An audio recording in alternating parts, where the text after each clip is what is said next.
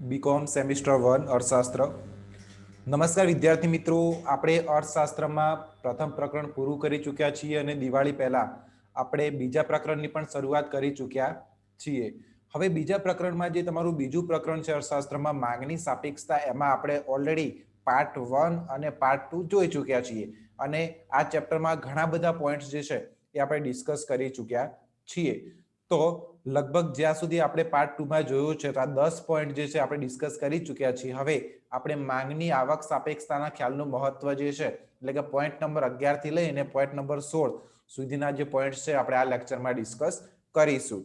તો વિદ્યાર્થી મિત્રો, આપણે હમણાં સુધી કયા કયા પોઈન્ટ જોયા અને એકવાર ફરીથી નજર નાખી દઈએ તો આપણે સૌથી પહેલા માંગની સાપેક્ષતાનો અર્થ જોયો હતો કે માંગની સાપેક્ષતા એટલે શું।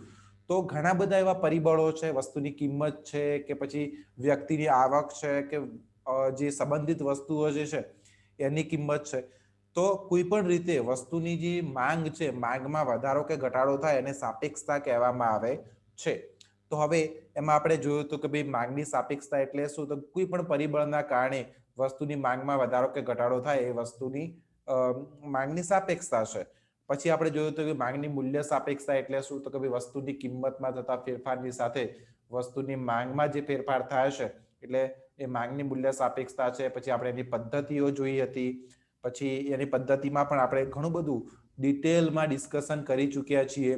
પછી વિદ્યાર્થી મિત્રો, આપણે માંગની મૂલ્ય સાપેક્ષતાના પ્રકારો જોયા હતા કે ભાઈ સંપૂર્ણ મૂલ્ય સાપેક્ષ હોય, સંપૂર્ણ મૂલ્ય અનપેક્ષ માંગ હોય, એના પછી માંગની મૂલ્ય સાપેક્ષતાને અસર કરતા પરિબળો એ પણ આપણે પાર્ટ 1 અને 2 માં જોઈ ચૂક્યા છીએ। પછી વિદ્યાર્થી મિત્રો, આપણે પોઈન્ટ નંબર 6 જોયો હતો કે માંગની મૂલ્ય સાપેક્ષતાના ખ્યાલનું મહત્વ શું છે, આપણે કેમ માંગની મૂલ્ય સાપેક્ષતા જે છે એ શોધવી જોઈએ અથવા તો એનો અભ્યાસ કરવો જોઈએ। પછી આપણે જોયું હતું કે માંગની આવક સાપેક્ષતા એટલે શું, તો વિદ્યાર્થી મિત્રો આપણે જોયું હતું કે વ્યક્તિની જે આવક છે, જ્યારે કોઈ પણ વ્યક્તિની આવકમાં વધારો થાય એટલે એની વસ્તુની માંગમાં પણ વધારો થતો હોય છે અને જ્યારે વ્યક્તિની આવકમાં ઘટાડો થાય ત્યારે એની માંગ છે એ પણ ઘટી જતી હોય છે। તો એવી રીતે આપણે માંગની આવક સાપેક્ષતા પણ જોયું હતું, આવક સાપેક્ષતા માપવાની પદ્ધતિઓ અને એનું સૂત્રનો પણ અભ્યાસ આપણે ઓલરેડી કરી ચૂક્યા છીએ। પછી વિદ્યાર્થી મિત્રો, આપણે 9મો પોઈન્ટ જોયો તો આવક સાપેક્ષતાના પ્રકારો, તો આવક સાપેક્ષતાના કયા કયા પ્રકારો હોય, એનું ગ્રાફમાં આપણે કેવી રીતે નિરૂપણ કરી શકીએ એ પણ આપણે ઓલરેડી ડિસ્કસ કરી ચૂક્યા છીએ। એના પછી આપણે જોયું હતું કે માંગની આવક સાપેક્ષતા પર અસર કરતા પરિબળો, તો માંગની આવક સાપેક્ષતા પર કયા પરિબળો અસર કરે છે આપણે જોયું હતું, વસ્તુનો પ્રકાર છે, આવકની સપાટી છે। તો અહીંયા સુધી આપણે પાર્ટ 2 માં ડિસ્કસ કરી ચૂક્યા છીએ। હવે વિદ્યાર્થી મિત્રો, આપણે જોઈશું માંગની આવક સાપેક્ષતાના ખ્યાલનું મહત્વ।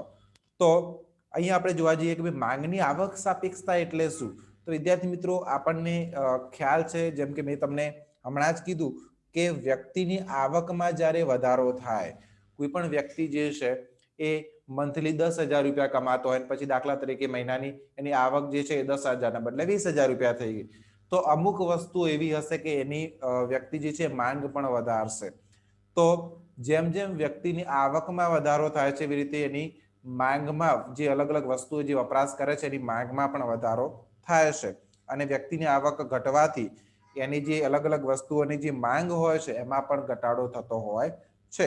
હવે વ્યક્તિની આવક દાખલા તરીકે 10% વધે છે તો માંગમાં કેટલા ટકા વધારો થાય છે, અને વ્યક્તિની આવક દાખલા તરીકે 15% ઘટે છે તો માંગમાં કેટલા ટકા ઘટાડો થાય છે, અને આપણે સાપેક્ષતા કહીએ છીએ। ઇંગ્લિશમાં એને કહેવાય ઇન્કમ ઇલાસ્ટિસિટી ઓફ ડિમાન્ડ, ગુજરાતીમાં આપણે કહીએ માંગની આવક સાપેક્ષતા। તો હવે આપણે ઓલરેડી માંગની આવક સાપેક્ષતાના ખ્યાલનું જે ખ્યાલ છે આપણે સંપૂર્ણપણે સમજી ચૂક્યા છીએ। હવે આપણે જોવાનું છે કે માંગની આવક સાપેક્ષતાના ખ્યાલનું મહત્વ, કે ભાઈ માંગની જે આવક સાપેક્ષતા છે એનો અભ્યાસ કેમ કરવો જરૂરી છે, એનું મહત્વ શું છે। તો અહીં આપણે વિદ્યાર્થી વાંચીશું કે ભાઈ વ્યવહારુ દ્રષ્ટિએ માંગની આવક સાપેક્ષતાનો ખ્યાલ 3 રીતે ઉપયોગી સાબિત થયો છે। એમાં પહેલું આપણને પોઈન્ટ આપે વસ્તુઓનું વર્ગીકરણ। તો આપણે જોઈશું કે ભાઈ વસ્તુઓનું વર્ગીકરણ કરવામાં આ ખ્યાલ મદદરૂપ બને છે। માંગની આવક સાપેક્ષતા હકારાત્મક હોય તો વસ્તુ સામાન્ય પ્રકારની હોય છે અને નકારાત્મક હોય તો વસ્તુ હલકા પ્રકારની હોય છે। માંગની આવક સાપેક્ષતામાં એકમથી વધુ હોય તો વસ્તુ મોજ શોખની, અને જો એકમથી ઓછી હોય તો વસ્તુ પ્રાથમિક જરૂરિયાતની હોય છે। તો વિદ્યાર્થી મિત્રો, અહીંયા આ વર્ગીકરણ શું છે, અંદર આપણને જે સમજૂતી આપી છે એ એક્ઝેક્ટલી શું કહેવા માંગે છે, તો એને ડિટેલમાં આપણે સમજવા જઈએ તો હું તમને સમજાવું કે જો અહીંયા આપણને એવું કીધું છે કે માંગની આવક સાપેક્ષતા હકારાત્મક હોય। હકારાત્મક એટલે શું, તો દાખલા તરીકે વ્યક્તિની આવક વધતા જે વસ્તુની માંગ વધે છે, તો વ્યક્તિની આવક વધતા જો માંગમાં પણ વધારો થતો હોય એવી તમામ વસ્તુ જે છે એ સામાન્ય પ્રકારની વસ્તુ કહેવાય અને એને આપણે આવક સાપેક્ષતા હકારાત્મક છે એવું કહી શકીએ. પરંતુ અમુક વસ્તુ એવી છે, બરાબર, કે દાખલા તરીકે વ્યક્તિની આવક વધશે તો અમુક વસ્તુની માંગ ઘટશે. વિચારવા જેવી વસ્તુ છે, વ્યક્તિની આવક વધે છે તેમ છતાં અમુક વસ્તુ એવી છે કે જેની માંગ ઘટે છે. તો જ્યારે વ્યક્તિની આવક વધવા છતાં અમુક વસ્તુની માંગ ઘટે છે તો તેને નકારાત્મક આવક સાપેક્ષતા કહીએ છીએ. તો એ કયા પ્રકારની વસ્તુ હોય? તો હલકા પ્રકારની વસ્તુ હોય. કેમ કે વ્યક્તિની જ્યારે આવક ઓછી હોય ત્યારે હલકા પ્રકારની વસ્તુઓ વાપરતો હોય, કેમ કે એ મોંઘી વસ્તુને સારી ક્વોલિટી વાળી વસ્તુ છે એફોર્ડ ના કરી શકતો હોય. પરંતુ હવે શું, વ્યક્તિની આવક વધે છે એટલે હલકા પ્રકારની વસ્તુ વાપરવાનું બંધ કરી દેશે, એટલે કે હલકા પ્રકારની વસ્તુની માંગ ઘટી ગઈ. બરાબર, તો એનાથી આપણે કહી શકીએ કે જ્યારે નકારાત્મક આવક સાપેક્ષતા હોય ત્યારે એ હલકા પ્રકારની વસ્તુઓ હોય છે.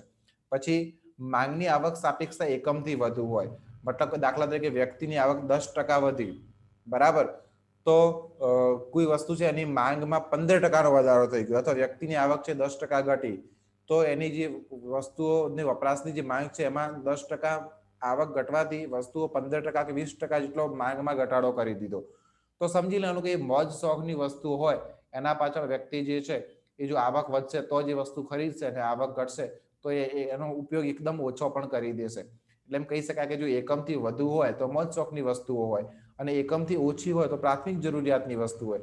દાખલા તરીકે વ્યક્તિની આવક છે એમાં 10% ઘટાડો થયો, તેમ છતાં એને જે પ્રાથમિક જરૂરિયાતની વસ્તુ છે, મતલબ કે ખોરાક છે, કપડાં છે, પાણી છે, તો એની પાછળ એનો જેટલો પણ ખર્ચ થાય છે એમાં કંઈ ઘટાડો કરવાનો નથી. મતલબ કે વ્યક્તિની આવકમાં દાખલા તરીકે 10%નો ઘટાડો થાય તો એ ખાવા પીવાનું છોડી નહીં દે, થોડા ઘણું ફેરફાર કરશે. એટલે કહેવાય ને કે વ્યક્તિની આવકમાં દાખલા તરીકે 10%નો ઘટાડો થાય તો જે અનાજ, પાણી છે એની પાછળ જે ખર્ચ થાય એમાં 2-5%નો ઘટાડો કરશે, પણ તો સંપૂર્ણ ઘટાડો કરશે નહીં, કેમ કે પ્રાથમિક જરૂરિયાતની વસ્તુ છે. તો જ્યારે આ માંગની જે આવક સાપેક્ષતા છે એ એકમથી ઓછી હોય ત્યારે સમજી લેવાનું કે પ્રાથમિક જરૂરિયાતની વસ્તુઓ હોય છે. તો એવી રીતે આપણે વસ્તુઓનું વર્ગીકરણ કહી શકીએ કે કઈ સામાન્ય પ્રકારની વસ્તુ છે, કઈ હલકી ગુણવત્તાવાળી વસ્તુ છે, કઈ મોજ શોખની વસ્તુ છે, કઈ પ્રાથમિક જરૂરિયાતની, એવી રીતે આપણે વર્ગીકરણ કરી શકીએ. ક્યારે કરી શકીએ? જ્યારે આપણે માંગની આવક સાપેક્ષતાના ખ્યાલ જે છે એનો અભ્યાસ કર્યો હોય ત્યારે. બીજો પોઈન્ટ અહીંયા આપણને આપ્યો છે, ઉત્પાદન શક્તિનું પૂર્વ આયોજન. હવે ઉત્પાદન શક્તિનું પૂર્વ આયોજન એટલે શું? તો માંગની આવક સાપેક્ષતાનો ખ્યાલ ખાનગી ક્ષેત્રના ઉત્પાદકો માટે ખૂબ જ ઉપયોગી બની રહે છે. માંગની આવક સાપેક્ષતાની માહિતીના આધારે તેઓ પોતાની પેઢીઓમાં ઉત્પાદન શક્તિનું અગાઉથી આયોજન કરી શકે છે. તેમણે બે બાબતોનો ખ્યાલ કાઢવો પડશે. એક તો લોકોની આવક વધવાનું વલણ બતાવે છે કે નહીં તે, અને બીજું તેમની વસ્તુની માંગની આવક સાપેક્ષતા હકારાત્મક છે કે નહીં. જો લોકોની આવક વધવાનું વલણ બતાવતી હોય અને વસ્તુની માંગની આવક સાપેક્ષતા હકારાત્મક હોય તો ભાવિ માંગ સંતોષવા માટે તેઓ વર્તમાનમાં ઉત્પાદન શક્તિ વધારવા માટે પ્રવૃત્ત થશે. તો વિદ્યાર્થી મિત્રો, આ પણ જરૂર છે. દાખલા તરીકે તમે કોઈ પેઢી ચલાવો છો, તમે કોઈ વસ્તુનું ઉત્પાદન કરી રહ્યા છો. હવે તમને એક વસ્તુનો ખ્યાલ આવે છે કે ભાઈ આવનારા સમયમાં લોકોની આવક વધવાની છે, બરાબર. લોકોની આવક વધશે તો લોકો વસ્તુનો જે માંગ છે એ પણ વધવાની છે, કે લોકોની આવક વધશે તો વસ્તુની માંગ પણ વધશે. તો જો તમને પહેલાથી ખ્યાલ હોય કે ભાઈ ભવિષ્યના સમયમાં લોકોની આવક વધવાની છે તો તમે વર્તમાન સમયથી જ વધારે પડતી ઉત્પાદન શક્તિ, વધારે પડતું વસ્તુનું ઉત્પાદન કરવા માટે તૈયાર થઈ જશો. તો એ જાણવા માટે પણ માંગની આવક સાપેક્ષતાનો ખ્યાલનો અભ્યાસ કરેલો હોવો જરૂરી છે. અને પછી વિદ્યાર્થી મિત્રો, આપણને ત્રીજો પોઈન્ટ આપે છે આર્થિક આયોજન. આર્થિક આયોજન એટલે શું? તો કોઈ આયોજિત અર્થતંત્રમાં યોજનાના ઘડતરમાં પણ આવક સાપેક્ષતાનો ખ્યાલ ઉપયોગી બને છે. આવકોમાં કેટલો વધારો થવાનો છે અને જુદી જુદી વસ્તુઓની માંગની આવક સાપેક્ષતા કેવી છે તેનો અંદાજ મેળવીને આયોજકો જુદા જુદા ઉદ્યોગમાં ઉત્પાદનના લક્ષ્યાંકો નક્કી કરી શકે છે, અને આ લક્ષ્યાંકો સિદ્ધ થાય તેવી રીતે જુદા જુદા ઉદ્યોગો વચ્ચે સાધનોની ફાળવણી પણ કરી શકે છે. મતલબ કે તમે જો માંગની આવક સાપેક્ષતાનો અભ્યાસ કર્યો હોય અને એના વિશે ડિટેલ સ્ટડી કરી હોય તો એક ઉત્પાદક તરીકે તમે જાણી શકો કે ભાઈ ભવિષ્યમાં તમારે વસ્તુનું ઉત્પાદન કેટલું કરવું, કયા પ્રકારની વસ્તુનું ઉત્પાદન કરવું, એ વસ્તુ તમે જાણી શકો છો. કેમ કે જો તમને એટલો ખ્યાલ આવે કે ભાઈ આવનારા સમયમાં વ્યક્તિઓની આવક ઘટવાની છે કે એમની આવક વધવાની છે, એ મુજબ તમે જે તમારા ઉત્પાદનના સાધનો છે એની પણ ફાળવણી કરી શકો કે ભાઈ તમે કયા પ્રકારની વસ્તુનું કેટલું ઉત્પાદન કરશો એ પણ તમે વર્તમાન સમયમાં નક્કી કરી શકો. તો એ રીતે આર્થિક આયોજન પણ થાય છે. તો આ કંઈક 3 પોઈન્ટ આપણને એવું સૂચવે છે કે ભાઈ આ મહત્વ છે કે ભાઈ એના માટે આપણે કરીને આપણે માંગની જે આવક સાપેક્ષતા છે એનો અભ્યાસ કરવો ખૂબ જ જરૂરી બને છે. હવે વિદ્યાર્થી મિત્રો આપણે સમજીશું માંગની પ્રતિમૂલ્ય સાપેક્ષતાનો અર્થ. માંગની પ્રતિમૂલ્ય સાપેક્ષતા એટલે શું? તો અહીંયા ઓલરેડી આ પોઈન્ટ તમે જાણો છો, તમે ધોરણ 11 કોમર્સમાં જે ત્રીજો અને ચોથો પાઠ છે માંગ અને પુરવઠો, એમાં તમે આ બધી વસ્તુ ભણી આવ્યા છો. તેમ છતાં આપણે જોઈશું એકવાર કે ભાઈ માંગની પ્રતિમૂલ્ય સાપેક્ષતા એટલે શું. તો દાખલા તરીકે બે વસ્તુ છે, ચા અને કોફી, અને આ બંને એકબીજાને અવેજી વસ્તુ છે. એટલે અમુક લોકો ચા પ્રિફર કરતા હોય, અમુક લોકો કોફી પ્રિફર કરતા હોય. હવે દાખલા તરીકે ચા છે એના ભાવ વધી ગયા, બરાબર. ચાના ભાવ વધી ગયા એટલે ઘણા બધા લોકો એવા હતા કે જેમને ચા પીવાનું બંધ કરી અને કોફી પીવાની શરૂઆત કરી. તો ભાવ ચાના વધ્યા છે, તેમ છતાં કોફીની માંગમાં વધારો થાય છે. ધ્યાનથી સમજજો, કોફીની કિંમતમાં કોઈ વધારો કે ઘટાડો થયો નથી, પરંતુ ચાના ભાવ વધવાથી લોકો હવે કોફી પીવાનું શરૂઆત કરે છે. એટલે કે ચાના ભાવ વધવાથી કોફીની માંગમાં વધારો થાય છે.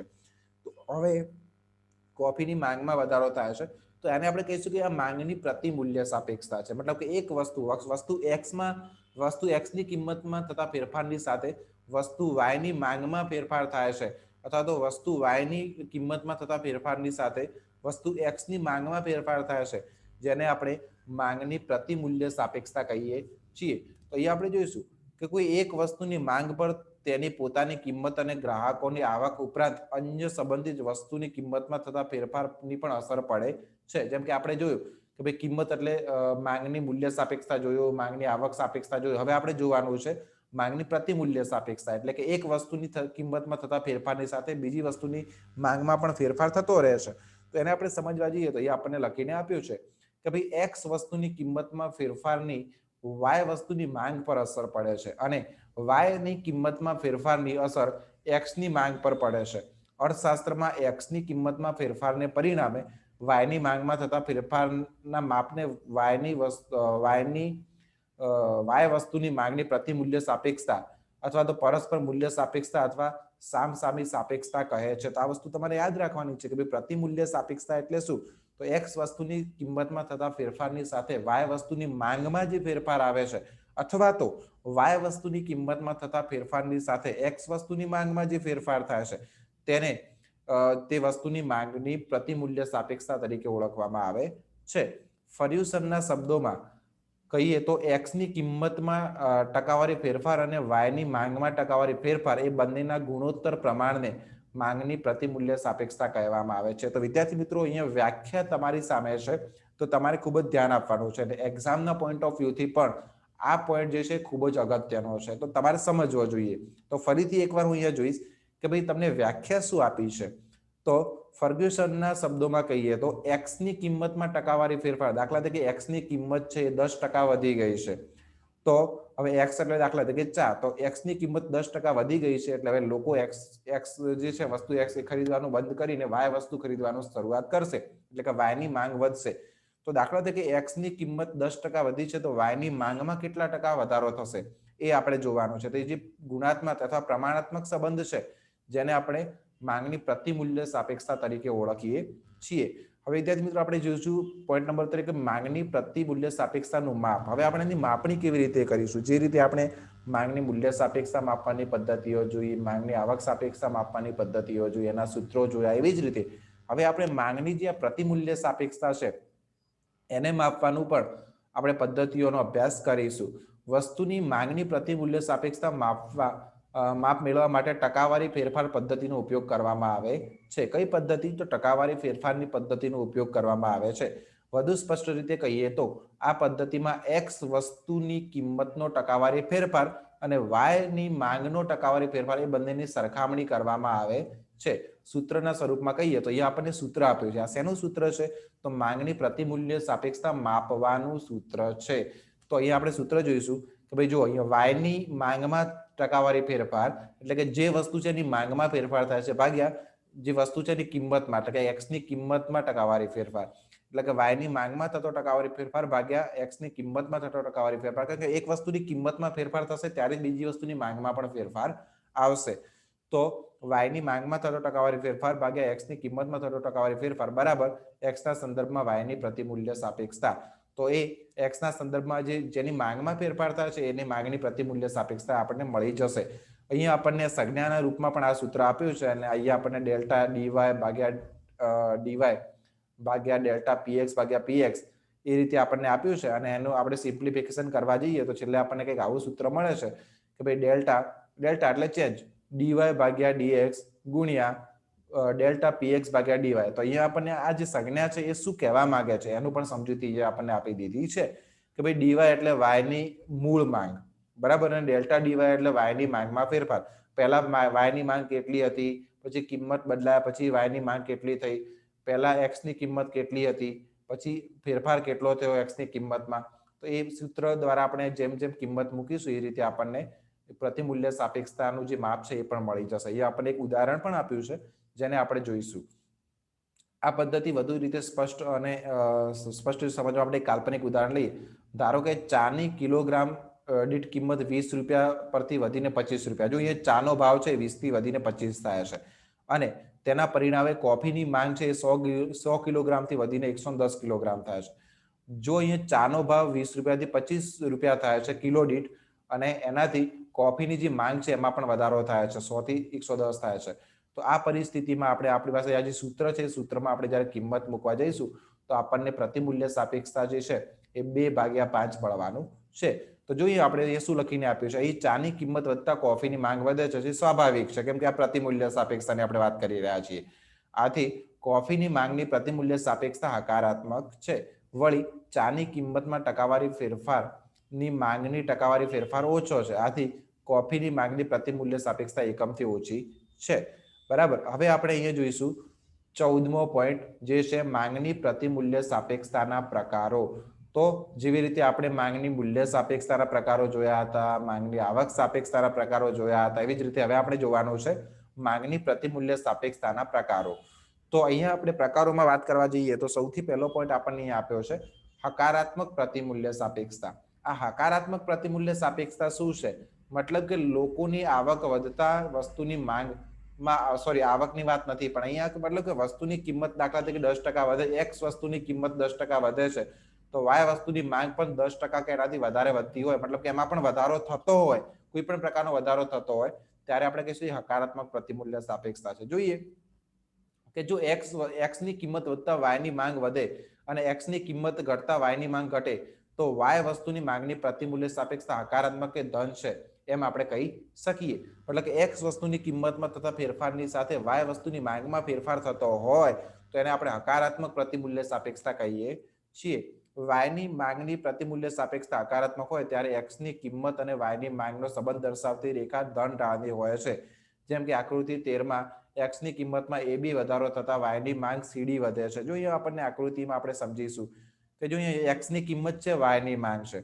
એક્સ ની કિંમત A હતી ત્યારે વાયની માંગ C હતી. પછી એક્સ ની કિંમત વધીને B થઈ ગઈ એટલે કે એક્સ ની કિંમતમાં વધારો થયો તો વાયની માંગમાં વધારો થાય છે. અહીંયા એક્સ ની કિંમતમાં વધારો થાય છે જ્યારે અહીંયા વાયની માંગમાં વધારો થાય છે. અહીંયા પણ આપણે જોઈશું કે અહીંયા એક્સ ની કિંમત આપી છે અને અહીંયા વાયની માંગ આપી છે. તો એ આપણે જોઈશું કે જો અહીંયા એક્સ ની કિંમત A થી B થાય છે ત્યારે વાયની માંગ C થી D. આ નકારાત્મક પ્રતિમૂલ્ય સાપેક્ષતા છે. આ કઈ છે? નકારાત્મક પ્રતિમૂલ્ય સાપેક્ષતા છે. કારણ કે એક્સ ની કિંમત વધતા વાયની માંગમાં ઘટાડો થાય છે. આ હકારાત્મક પ્રતિમૂલ્ય સાપેક્ષતા છે, આ નકારાત્મક પ્રતિમૂલ્ય સાપેક્ષતા છે. તો અહીંયા આપણે જોઈશું કે નકારાત્મક, અને અહીંયા આપણને ત્રીજો પણ આપ્યો છે રેખા કે ભાઈ અહીંયા એક્સ ની કિંમત વધે છે તેમ છતાં વાયની માંગમાં કોઈ પ્રકારનો ફેરફાર થતો નથી. એક્સ ની કિંમત વધે કે ઘટે વાયની માંગ જે છે એ જ રહેશે. તો એ શૂન્ય પ્રતિમૂલ્ય સાપેક્ષતા છે. તો અહીંયા આપણને 3 આકૃતિ આપી છે. હકારાત્મક પ્રતિમૂલ્ય સાપેક્ષતા કેમ કે એક્સ ની કિંમત વધતા વાયની માંગ વધે એટલે હકારાત્મક. અહીંયા એક્સ ની કિંમત વધતા વાયની માંગ ઘટે તો નકારાત્મક, અને એક્સ ની કિંમત વધે કે ઘટે માંગ વાયની સરખી જ રહે છે તો એ શૂન્ય. તો અહીંયા આપણને 3 પ્રકાર આપ્યા છે. એમાં હકારાત્મક આપણે જોયું. એ નકારાત્મક પ્રતિમૂલ્ય સાપેક્ષતા એટલે શું?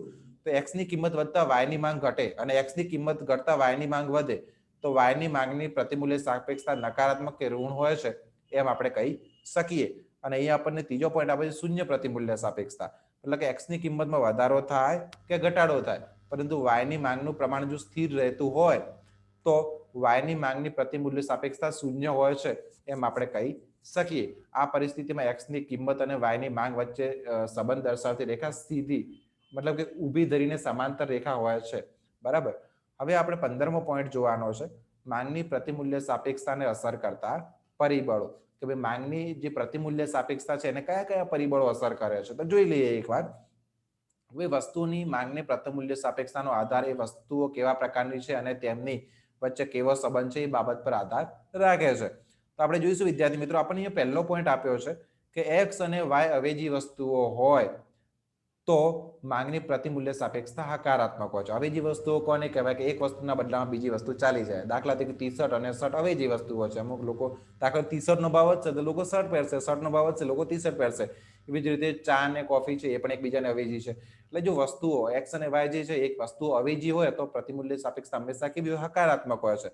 દાખલા તરીકે ચા કોફી છે, ચા મોંઘી થાય ત્યારે લોકો ચાની અવેજીમાં કોફીનો વપરાશ કરે છે, આથી કોફીની માંગ વધે છે. બીજું આપણને અસર કરતું પરિબળ આપે છે એક્સ અને વાય પૂરક વસ્તુ હોય તો માંગની મૂલ્ય સાપેક્ષતા નકારાત્મક હોય છે. હવે પૂરક વસ્તુ કોને કહેવાય કે એક ખરીદી એટલે બીજાની જરૂર પડે જ. બૂટ અને મોજા છે, પેટ્રોલ અને મોટર કાર છે. તેવી જ રીતે એક વસ્તુની સાથે બીજી વસ્તુની જરૂર પડે જ, બરાબર, તો એને પૂરક કહેવાય. જ્યારે એક્સ અને વાય એકબીજાના પૂરક હોય ત્યારે પ્રતિમૂલ્ય સાપેક્ષતા કેવી હોય, નકારાત્મક હોય, બરાબર. કેમ કે દાખલા તરીકે આપણે કહીએ કે ભાઈ પેટ્રોલનો ભાવ વધશે તો લોકો ઓછા વ્હીકલ ખરીદશે, એટલે કે એક વસ્તુનો ભાવ વધે છે તો બીજી વસ્તુની માંગમાં ઘટાડો થાય છે, તો એને આપણે કહીશું નકારાત્મક પ્રતિમૂલ્ય સાપેક્ષતા. અહીંયા આપણને ઉદાહરણ પણ આપ્યું છે. દાખલા તરીકે મોટર કાર અને પેટ્રોલ. મોટર કાર મોંઘી થાય તો મોટર કારની માંગ ઘટે છે અને તેની સાથે પેટ્રોલની માંગ અને વપરાશ પણ ઘટે છે. પછી વિદ્યાર્થી મિત્રો આપણને અહીંયા ત્રીજો પોઈન્ટ આપે છે એક્સ અને વાય સ્વતંત્ર વસ્તુઓ હોય તો માંગની પ્રતિમૂલ્ય સાપેક્ષતા શૂન્ય હોય છે. દાખલા તરીકે ચા અને પેટ્રોલ. મતલબ કે વસ્તુઓને એકબીજા સાથે કોઈ સંબંધ જ ના હોય. દાખલા તરીકે ચાના ભાવ ગમે એટલા વધે કે ઘટશે, પેટ્રોલમાં શું ફરક પડવાનો છે, ખબર પડે છે. દાખલા તરીકે કોઈ કાપડ છે, કાપડના ભાવ ગમે એટલા વધારો ઘટાડો થાય એનાથી ક્રિકેટ બેટ કે ક્રિકેટ બોલમાં શું ફરક પડવાનો છે. મતલબ વસ્તુ એક સ્વતંત્ર છે, એને એકબીજા સાથે કોઈ સંબંધ નથી. તો આવા કેસમાં એક્સ અને વાય જ્યારે સ્વતંત્ર વસ્તુ હોય ત્યારે માંગની પ્રતિમૂલ્ય સાપેક્ષતા હંમેશા કેવી હોય છે, શૂન્ય હોય છે. એમાં એકબીજાનો કોઈ ફરક પડતો નથી. અને વિદ્યાર્થી મિત્રો, આ ચેપ્ટરનો છેલ્લો પોઈન્ટ હવે આપણે સમજવા જઈ રહ્યા છીએ, જે છે માંગની પ્રતિમૂલ્ય સાપેક્ષતાના ખ્યાલનું મહત્વ. કે ભાઈ આ ખ્યાલનો અભ્યાસ આપણે કેમ કરવો જોઈએ. જેવી રીતે આપણે માંગની આવક સાપેક્ષતાના ખ્યાલનું મહત્વ જોયું, એવી જ રીતે હવે આપણે જોઈશું માંગની પ્રતિમૂલ્ય સાપેક્ષતાના ખ્યાલનું મહત્વ. કે ભાઈ માંગની પ્રતિમૂલ્ય સાપેક્ષતા છે એનો અભ્યાસ આપણે કેમ કરવો જોઈએ. તો આપણને અહીંયા પહેલો પોઈન્ટ આપે છે કે આર્થિક વિશ્લેષણમાં ચીજ વસ્તુઓ બજારોનું વર્ગીકરણ કરવામાં માંગની પ્રતિમૂલ્ય સાપેક્ષતાનો ખ્યાલનો ઉપયોગ કરવામાં આવે છે. પૂર્ણ હરીફાઈમાં બધા ઉત્પાદકો બધી રીતે એક સરખી વસ્તુનું ઉત્પાદન અને વેચાણ કરે છે. આથી તેમની પેદાશો વચ્ચે માંગની પ્રતિમૂલ્ય સાપેક્ષતા અમાપ કે અનંત હોય છે. ઇજારાયુક્ત હરીફાઈમાં ઉત્પાદકો નજીકની અવેજી વસ્તુઓનું ઉત્પાદન અને વેચાણ કરે છે. તેમની પેદાશો બધી રીતે એક સરખી નથી, તેથી માંગની પ્રતિમૂલ્ય સાપેક્ષતા અમાપ હોતી નથી, અમાપથી ઓછી હોય છે. પરંતુ પેદાશો અને વચ્ચેનો તફાવત નજીવો હોય છે, તેથી ઇજારાયુક્ત હરીફાઈમાં માંગની પ્રતિમૂલ્ય સાપેક્ષતા વધુ પ્રબળ હોય છે. ઇજારામાં એક વેચનાર હોય છે અને તેની પેદાશની અવેજી વસ્તુઓ ઉપલબ્ધ હોતી નથી, આથી ઇજારામાં માંગની પ્રતિમૂલ્ય સાપેક્ષતા નજીવી હોય છે. આમ સાબિત થાય છે કે કોઈ પણ એક ઉત્પાદકની વસ્તુની માંગની પ્રતિમૂલ્ય સાપેક્ષતા જેમ ઓછી હોય તેમ તેની ઇજારા શક્તિ વધુ પ્રબળ હોય છે. તો વિદ્યાર્થી મિત્રો, એક તો માર્કેટમાં તમે કયા પ્રકારના માર્કેટમાં ધંધો કરી રહ્યા છો એ મહત્વની વસ્તુ છે.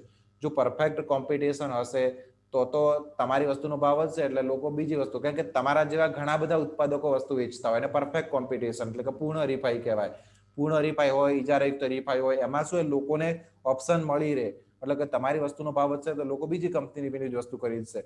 એટલે કે પૂર્ણ હરીફાઈ અને ઇજારાયુક્ત હરીફાઈમાં લોકોને બીજા ઓપ્શન મળી રહે છે. તેથી એ પ્રકારના માર્કેટમાં તમારે કયા પ્રકારની વસ્તુનું ઉત્પાદન કરવું, તમારે ઇજારો કેવી રીતે બનાવવો, એ બધી વસ્તુ તમે જોઈ શકો છો. અને જો તમારી વસ્તુ ઓલરેડી ઇજારાયુક્ત માર્કેટમાં હોય તો પછી તમારે કહેવાય કે લોકો પાસે બીજા કોઈ ઓપ્શન નહીં હોય, તમારી જ વસ્તુ ખરીદવી પડશે. તો એમાં પ્રતિમૂલ્ય સાપેક્ષતા ઓછી હોય છે, 0 સમાન હોય છે. પછી બીજો પોઈન્ટ અહીંયા આપણને આપે છે કે વેચાણ વિષયક નીતિના ઘડતરમાં સંચાલકો માટે માંગની પ્રતિમૂલ્ય સાપેક્ષતાનો ખ્યાલ ઉપયોગી છે. ખાદ્ય તેલના ઉત્પાદનનું આયોજન કરતી વખતે ઉત્પાદકોએ ઘીના ભાવના વલણો ધ્યાનમાં લેવા પડે છે. જો ઘીના ભાવ વધતા હોય તો ખાદ્ય તેલનું વેચાણ વધશે એવી અપેક્ષા તેઓ રાખી શકે છે. કેમ કે ઘણા બધા લોકો છે ઘી અફોર્ડ ના કરી શકે એટલે તેલથી જ કામ ચલાવી લેતા હોય છે. તો આવી રીતે તમે વિચારી શકો છો કે લોકો પાસે બીજા કયા ઓપ્શન છે, સંબંધિત વસ્તુ, એના સંબંધમાં બીજી કઈ વસ્તુ આવે છે, જેમ કે સિગારેટ અને બીડી છે. તો એ રીતે અભ્યાસ કરીને એ લોકો સમજી શકે છે કે આપણે કઈ વસ્તુનું ઉત્પાદન કરવું જોઈએ. તો આ પ્રકરણ આપણે અહીંયા પૂરું કરી રહ્યા છીએ. તો તમારું જે બીજું પ્રકરણ છે માંગની સાપેક્ષતા એ આપણે અહીંયા પૂરું કર્યું. હવે આપણે જે તમારું ત્રીજું પ્રકરણ છે ઉત્પાદન વિધેય એની સાથે આવીશું. અને આ લેક્ચરમાં તમને કોઈ પણ પોઈન્ટમાં કોઈ પણ પ્રકારનું કન્ફ્યુઝન કે ક્વેરીઝ રહેતી હોય તો તમે મારો સંપર્ક કરી શકો છો. હું ટ્રાય કરીશ કે તમારો જે ક્વેરી કે કન્ફ્યુઝન છે એને ત્વરિત ધોરણે સોલ્વ કરી આપું. બરાબર વિદ્યાર્થી મિત્રો. અને સાથે સાથે તમારી એક્ઝામ હવે ખૂબ નજીક હોઈ શકે છે, એટલે તમારે તૈયારીમાં રહેવું પડશે. પછી પરીક્ષા આવે એક સાથે બધા વિષય લઈને બેસશો તો અત્યારે ઓનલાઈન ઘણા બધા લેક્ચર્સ ચાલે છે, તો કદાચ તમારી પાસે રિવિઝન કે નોટ્સ પણ બનાવેલી હશે નહીં, તો એવા સમયમાં તમને તકલીફ હોઈ શકે છે. એટલે તમારે નોટ બનાવતા રહેવું જોઈએ અને દરેકે દરેક લેક્ચરને ધ્યાનથી અને પૂરી નિષ્ઠાથી જોવું જોઈએ કે જેથી એક્ઝામ આવે ત્યારે તમારે કોઈ જ પ્રકારની એક્સ્ટ્રા પ્રિપેરેશન વગર પણ તમે સારી એવી એક્ઝામ આપી શકો. ઓકે વિદ્યાર્થી મિત્રો, ગુડ બાય.